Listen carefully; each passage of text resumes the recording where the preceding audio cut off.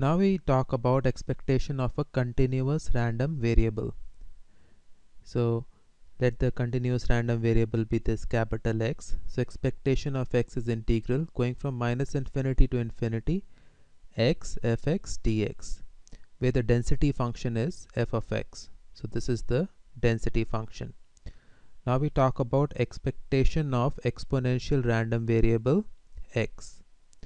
The density function of the exponential random variable, this is given to us as lambda times exponential of minus lambda t if t is greater or equal to 0 and it is 0 otherwise. So the density function is non-zero only in the interval from 0 and upwards.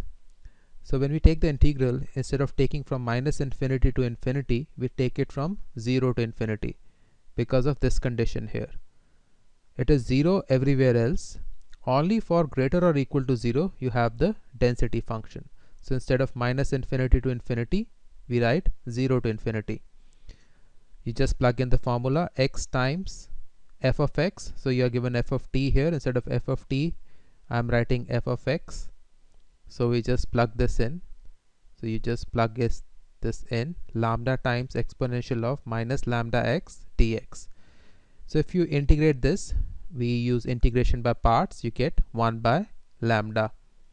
So you could have also written this as integral, just the same integral sign. Instead of x, you could have written t, and then here you would have to write f of t and then integrate with respect to t, and the limits are 0 to infinity. So it does not matter whether you write x or u or t, because this is a definite integral, the answer would be a constant. So in this case it is 1 by lambda.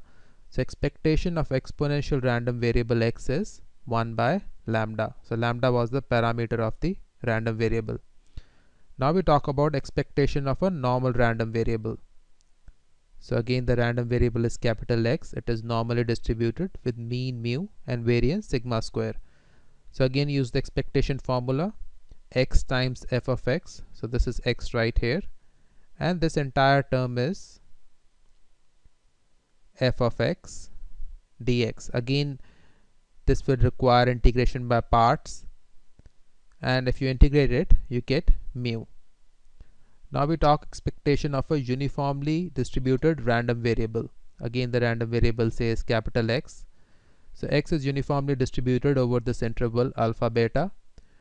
So f of t is 1 over beta minus alpha if t lies in this interval, and it is 0 otherwise. So instead of considering limits from minus infinity to infinity, we only consider limits where f of t is non-zero. So f of t is 0 everywhere except in this interval alpha to beta. So instead of minus infinity to infinity, we are going to write from alpha to beta. So this is x, this x right here, and 1 over beta minus alpha is f of x. So f of x is 1 over beta minus alpha. So we are copying this down. So there is no t here, so we don't have to write x anywhere. Now if you integrate this, 1 over beta minus alpha comes out.